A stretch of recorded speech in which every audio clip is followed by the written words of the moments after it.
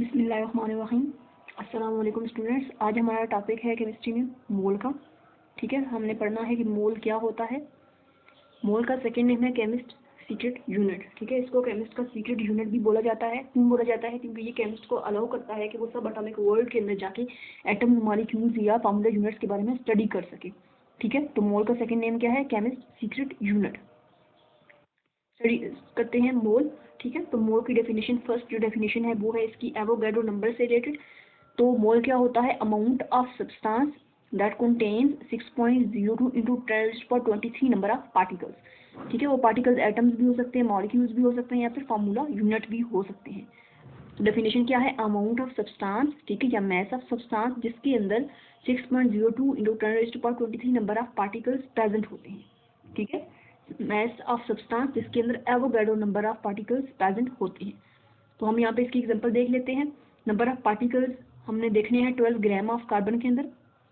ठीक है, तो हमने ऊपर अभी डेफिनेशन पढ़ी है कि नंबर ऑफ पार्टिकल्स किसके इक्वल होते हैं? एवोगैड्रो नंबर के।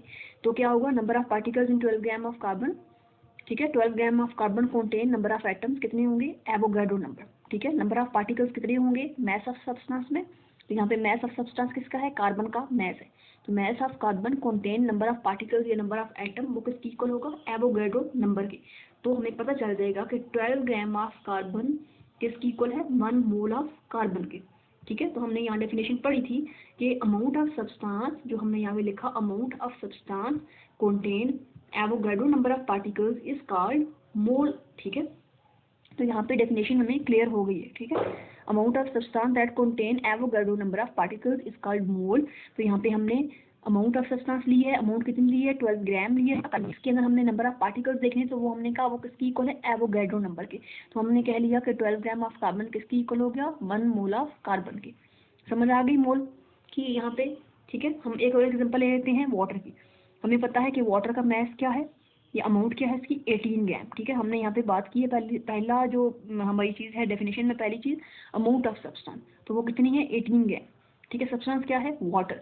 Amount of substance contain number of molecules या नंबर ऑफ पार्टिकल्स वो कितने होंगे? एवोगैड्रो। ठीक है, 6.02 होंगे। तो फिर हमें पता चल गया इस तरीके से कि जो फिर अमाउंट होती है उसको हम क्या कहते हैं? 1 मोल ऑफ वाटर या मोल ऑफ सब्सटेंस। ठीक है, तो यहाँ पे हमने 18 ग्राम ऑफ वाटर लिया था, तो हमें पता चल गया कि ये किसकी इक्वल है? 1 मोल ऑफ वाटर की। ठीक है, ये हमारा मोल का टॉपिक है। दूसरी डेफिनेशन हमारी इसकी मैसेज से रिलेटेड है, ग्राम मैसेज से। ठीक है, तो उसमें भी हमने पढ़ ली थी एटॉमिक मैसेज, मॉलिक्यूलर मैसेज और फार्मूला मैसेज। ठीक है, जब इन मैसेज को एक्सप्रेस करते हैं हम ग्राम्स में तो वो कहलाता है मोल। ठीक है, एटॉमिक मैस, मॉलिक्यूलर मैस और फार्मूला मैस, किसी भी सब्सटेंस का जब हम एक्सप्रेस करेंगे ग्राम में तो वो क्या कहलाएगा? मोल कहलाएगा। ठीक है, यहाँ पे हम एग्जांपल ले लेते हैं। एटॉमिक मैस हमने लिया है कार्बन का, उसको हमने लिखा है ग्राम में। ठीक है, 12 ग्राम कर दिए, तो ये किसकी इक्वल हो गया? कार्बन की 1 मोल की, क्योंकि हमने यहाँ पे कितने कार्बन लिए हैं? 1। अगर यहाँ पे 2 लेते तो ये 2 मोल ऑफ कार्बन की इक्वल होता।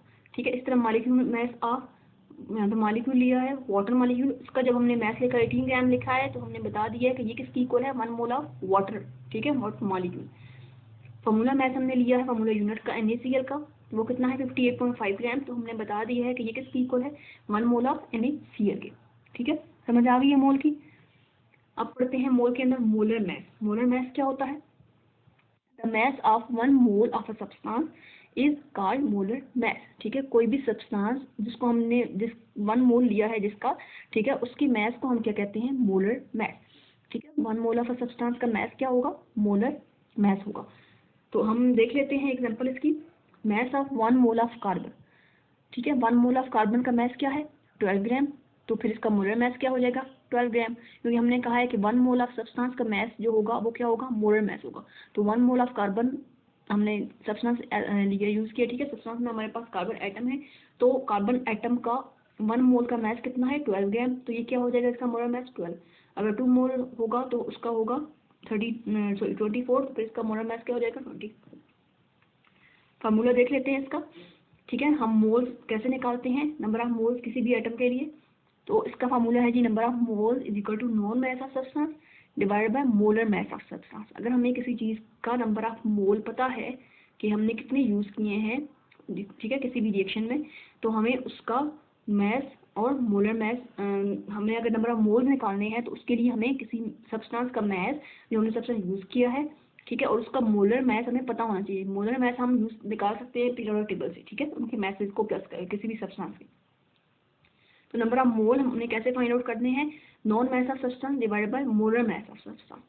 इस तरीके से अगर हमने किसी चीज़ का मास निकालना है सब्सटेंस का जो हमें नहीं पता लेकिन हमें उसके नंबर ऑफ मोल्स पता है, तो हम क्या करेंगे, नंबर ऑफ मोल्स को सिंपली मल्टीप्लाई कर देंगे उसकी मोलर मास से, तो हमारे पास क्या आ जाएगा, किसी सब्सटेंस का मास आ जाएगा। समझ आ गई है? ये हमारा था मोल का टॉपिक, ठीक है। कि मोल को हम दोबारा पढ़ लेते हैं, क्या है, amount of substance that contain 6.02 number of particles, ठीक है। एवोगाड्रो नंबर ऑफ पार्टिकल्स होंगे किसी भी सब्सटेंस के मास के अंदर, ठीक है, तो उसको हम क्या कहेंगे, ये क्या है, मोल है। ये मोल की डेफिनेशन थी, ठीक है। एक ग्राम्स की हमने हवाले से की है कि अगर हम मैसेज को ग्राम्स में एक्सप्रेस करें तो वो हमारे पास मोल कहलाता है, ठीक है। और मोलर मास की हमने की है कि 1 मोल ऑफ सब्सटेंस का जो मास होगा वो क्या होगा, उस सब्सटेंस का मोलर मास होगा। तो ये हमारा मोल का टॉपिक